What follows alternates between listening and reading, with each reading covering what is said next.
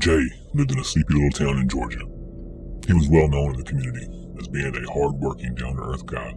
No one would ever think of him living a double life, but he did.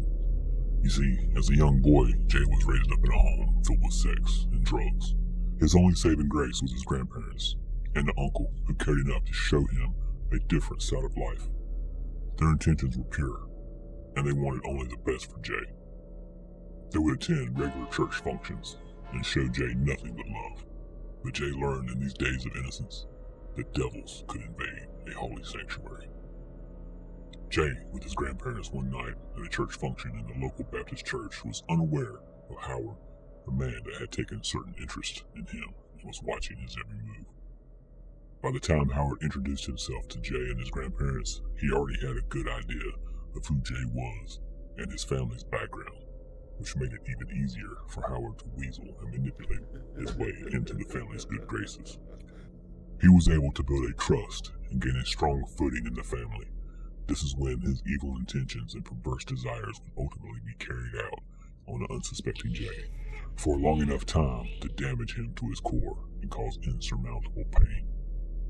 This pain caused a rift in Jay, a proverbial crossroads in life that brought forth an alter ego that would doom countless others, that would make the conscious choice to enact their perverted and evil desires on unsuspecting children, just so they could satisfy their sick and deviant appetites, sparing no remorse or care for the young lives they were destroying.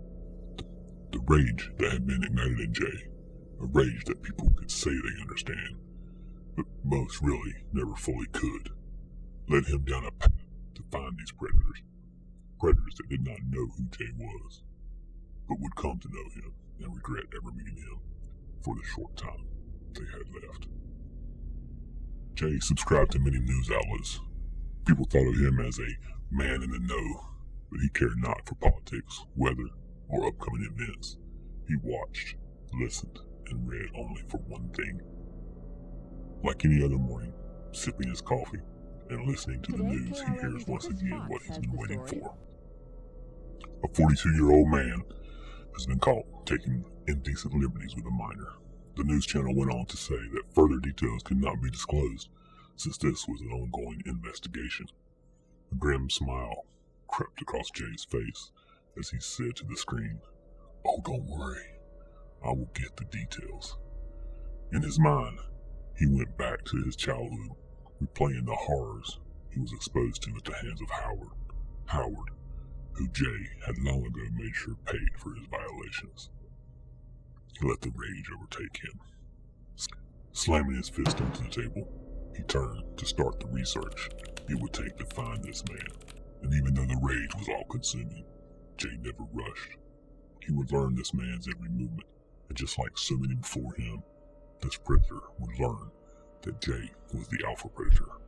When he was ready, he grabbed his bag of tools: hammers, pinchers, knives, scalpels, chemicals, and so much more. The perfect kit for making the suffering last. And Jay was developing a talent at this, sometimes surprising himself at how long he could keep a body alive.